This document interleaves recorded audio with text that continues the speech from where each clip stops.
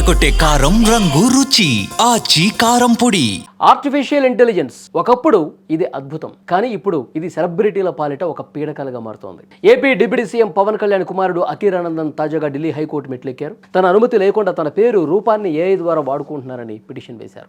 అఖిరానందన్ తన పిటిషన్లో personality rights గురించి ప్రస్తావించారు. సోషల్ మీడియాలో తన ముఖాన్ని గొంతును ఏఐ ద్వారా రీక్రియేట్ చేసి ప్రచారం చేయడం వల్ల తన ప్రైవసీ దెబ్బతింటోందని ఆవేదన వ్యక్తం చేశారు ఆయన. కేవలం వ్యూస్ కోసం, డబ్బుల కోసం తన ఇమేజ్ను వాడుకుంటున్న డిజిటల్ క్రియేటర్లపై కఠిన చర్యలు తీసుకోవాలని కోరారు. సోషల్ మీడియా ప్లాట్ఫామ్లపై సరైన నియంత్రణ లేకపోవటమే ఈ సమస్యకు ప్రధాన కారణమని అఖీరా తన పిటిషన్లో పేర్కొన్నారు. ఒక కంటెంట్ అప్లోడ్ చేసే ముందే అది నిజమా కాదా అని చెక్ చేసే టెక్నాలజీ ఉండాలని ఆయన కోరారు. ఏఐ అనేది మనిషికి సహాయం చేయాలి తప్ప ఒకరి వ్యక్తిత్వాన్ని దెబ్బతీసే ఆయుధంగా మారకూడదని అఖీరా అందులో ఆవేదన వ్యక్తం చేశారు. నిజానికి అఖీరానందన్ కంటే ముందే టాలీవుడ్ నుంచి చిరంజీవి, నాగార్జున, ఎన్టీఆర్, అల్లు అర్జున్, బాలీవుడ్ నుంచి అనిల్ కపూర్, అమితాబ్ బచ్చన్ ఇలాంటి పెద్ద పెద్ద స్టార్లందరూ కూడా కోర్టుకు వెళ్ళారు. తన వాయిస్ కానీ, నడక కానీ, మేనరిజమ్స్ కానీ తన అనుమతి లేకుండా వాడకూడదని గతంలోనే ఇంజెక్షన్ ఆర్డర్స్ తెచ్చుకున్నారు.